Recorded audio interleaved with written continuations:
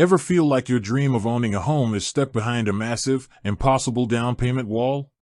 When I first started looking at house prices, the gap between my savings account and a 20% down payment felt more like a canyon than a hurdle. I started using Acorns specifically to bridge that gap, and after a few years of trial and error, I found the one pro tip that actually moves the needle: aggressive roundups paired with a later account strategy. Here is the exact breakdown of how to maximize the platform for a home fund.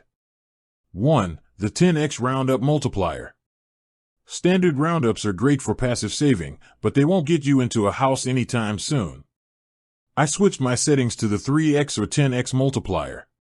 This turns a $0.40 roundup into a $4.00 contribution. It's small enough that I didn't feel it daily, but it accelerated my portfolio growth by nearly triple compared to the standard setting. 2. Portfolio selection, the moderate sweet spot.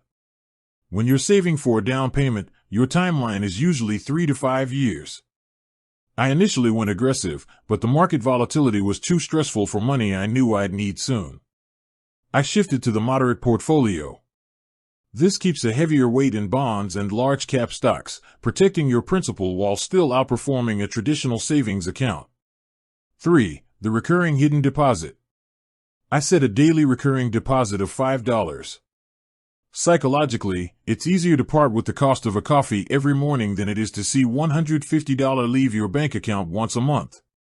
Over a year, that's an extra $1,825 toward your closing costs without you ever having to decide to save it. 4. Use the earn feature for big purchases. Whenever I had to buy something big, like a new mattress or laptop, I checked the Acorns Earn tab first. By clicking through their links, I had brands like Walmart or Apple depositing 2% to 5% of my purchase price directly into my investment account. It's essentially found money that goes straight into your equity. 5. Don't forget the taxes. The most important thing to remember is that an Acorns core account is a brokerage account, not a savings account.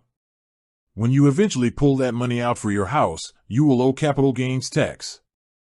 I always recommend oversaving by about 15% to 20% of your goal to ensure that after Uncle Sam takes his cut, you still have exactly what you need for the keys to your new front door. With that said, thanks for watching, and until next time.